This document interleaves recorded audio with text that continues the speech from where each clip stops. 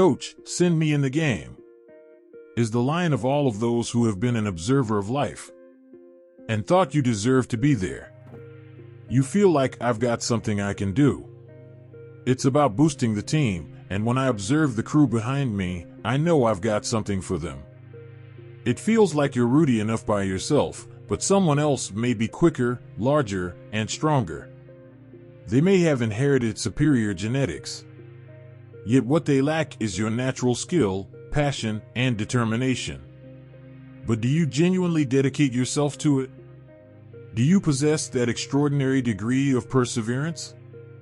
Do you proceed and battling long after it's no longer fun?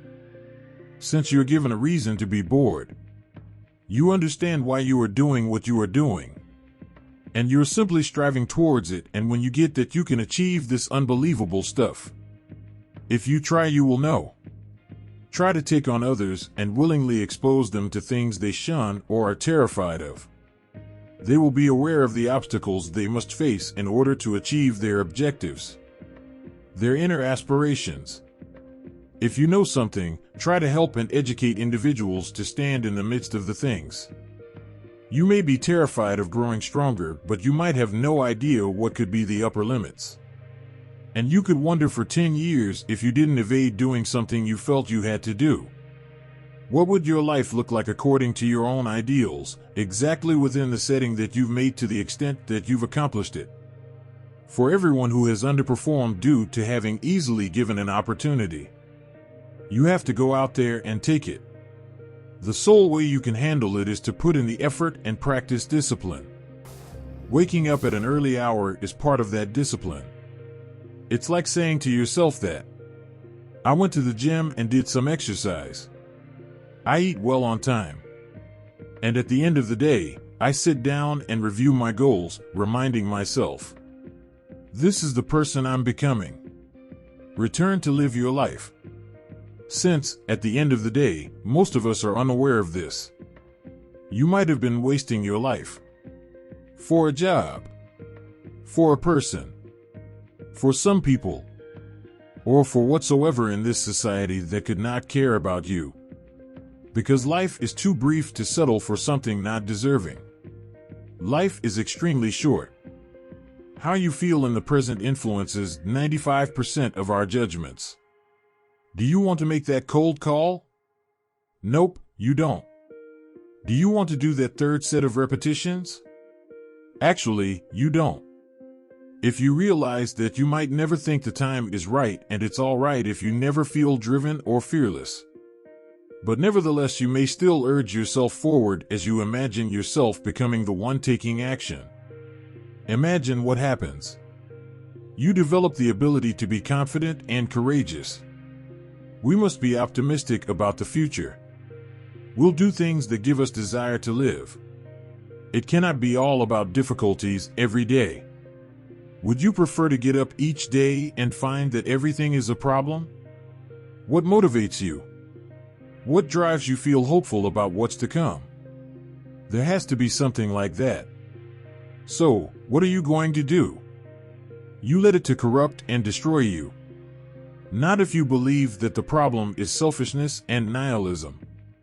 Hence, despite the data, you're forced to be hopeful in some way. That is faith, therefore start picking up your banner and crawl uphill. You do not take vacation days. You don't take long holidays.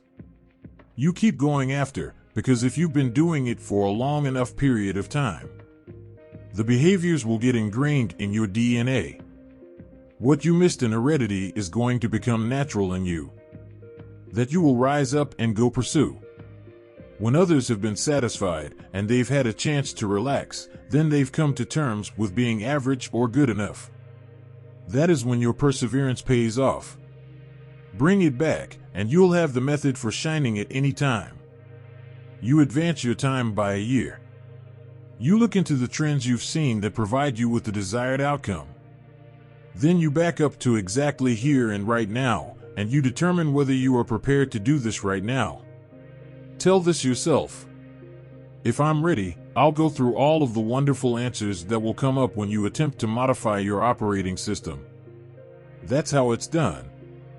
We're so caught in our comfort zone, and it's a lovely place to be. Yet nothing grows there because we're always trapped where it's convenient. We're so engrossed in this routine that it feels wonderful. So when God attempts to shake us up tiny bit, we are ready. The difficulty always occurs prior to a miracle. Defend yourself against the storm. Persevere in the midst of hardship. Prevail on the other end. Get stronger. Get better. Be a fighter. Be a survivor. Be the victorious. And liberated from the disaster, and therefore also enjoy the process. I enjoy working hard to achieve my goals. I appreciate the sacrifice. I admire dedication. I love the devotion. I like how everyone wants the reward, but no one wants to digest it. Everyone wishes to be a diamond. Nobody wants to get fired. Everyone wishes to go to heaven. Nobody wishes to die. It is my responsibility to give my best, and if I do so, it does not become a game. It develops into a promise. That develops into a promise. Someone has to confront you with that attitude and put you in the field. I'm stand here to deliver something to win. It isn't about me. It's about what's within of me urging me to be greater. And whichever the difference is between being good and being extraordinary, I'm working to shut it.